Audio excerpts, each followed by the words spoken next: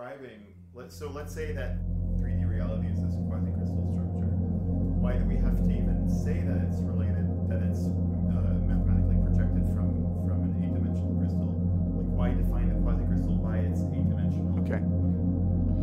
So the fact is that one can mathematically express the unification physics with the lower dimensional quasi-crystal, or use 3D and not and 4D or 8D without saying lower or higher, because it's confusing. Okay. Well, I didn't get, yeah, okay, but you're gonna have to eventually cut in, if this was a line of thought, you'd have to have cut in how we get from 4D to 3D. Because you're gonna, of course. All right. So the fact is that unification physics can either be based on the mathematics of a higher dimensional algebra or crystal, or the projection which transforms it. So when you project something, you transform it, right? So if you have a cube and you can feel it in your hands, and then you hold it up to the sun and project it to a shadow on the sidewalk, the shadow has different angles and different lengths of lines than the cube. It's been transformed. But if you knew about the geometry of how to unpack or recover the information of the full cube from the shadow, then that's an easy problem. So one can focus on a mathematical approach that only uses the higher dimensional crystal and see how far they can go, okay?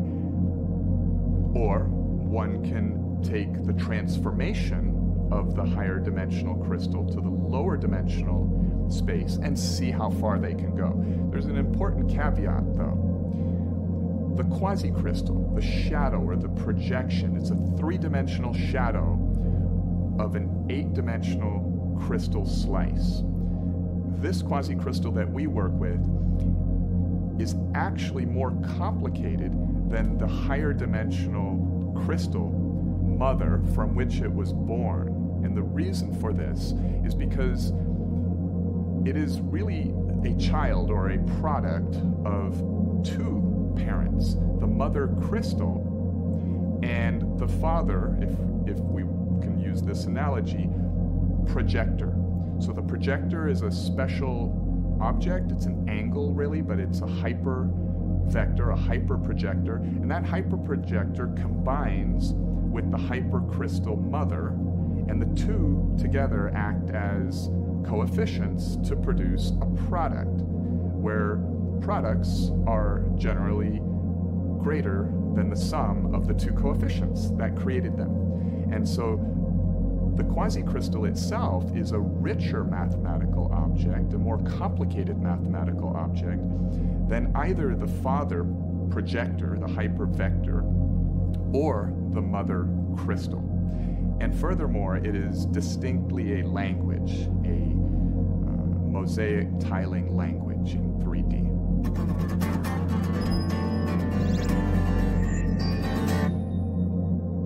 Introduce you to ways of seeing things. Just try me if you think I'm bullshit. The left figure Look may at look this. like 6 triangles or maybe The brother a finally hexagon decides with to some stand up like a interlines. man and throw. But if you Damn. rotate just a little bit, It's over. suddenly Everything starts from now.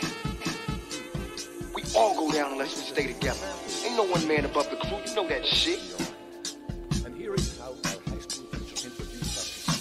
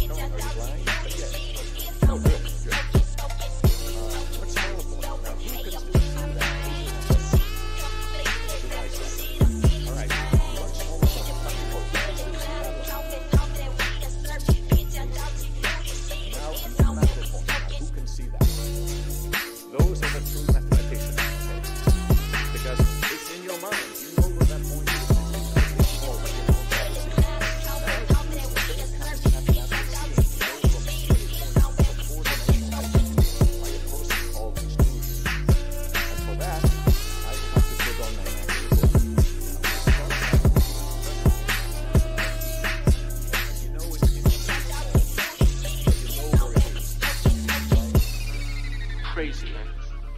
All right. Now, because I have these magical extrusion gloves, I can grab this point here. When you and said I that can last stretch time, it into a line. I was kind of tripping, right? Can everybody see that mathematical But now, line? So, now, I try to hold this line with my hands, and here it is. I am crazy. And now, But you know what else? I grab that line from the top. I don't give a fuck.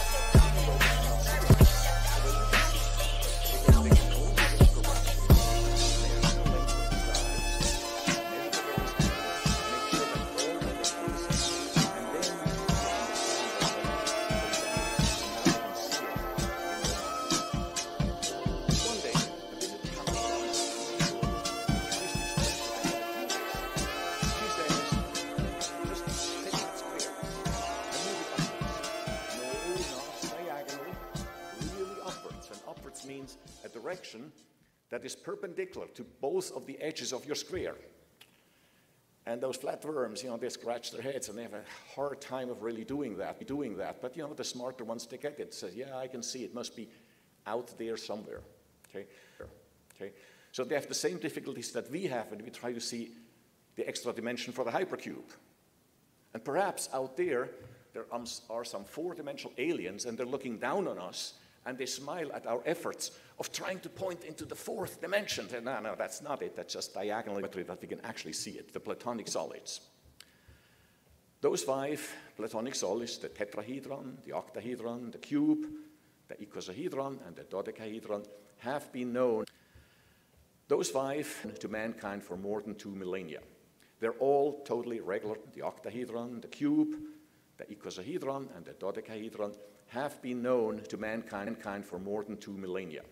They're all totally regular polyhedra, and that means that all their faces are indistinguishable. They're all the same, all the edges are the same, and all the vertices are the same. These are the same. Now, the surfaces of these objects are composed of two-dimensional regular polygons.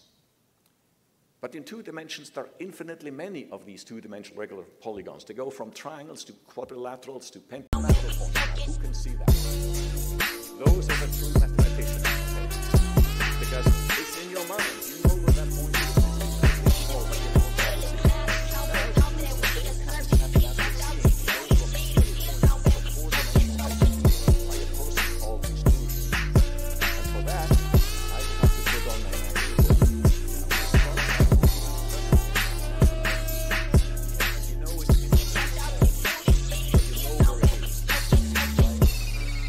Crazy, man.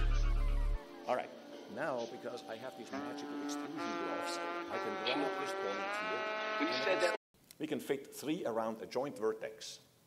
And now we forcefully try to close this open gap. And we cannot do it in 2 dimensions. But if we allow to go in a 3rd dimension, we pop out this 3-dimensional corner. And that's a regular cube corner. And 8 of those corners make up a cube. We could also do that with starting with 3 pentagons around the joint vertex. We'll introduce you to ways of seeing things in your try me mind if you think that I'm are not bullshit. seen in just an ordinary way.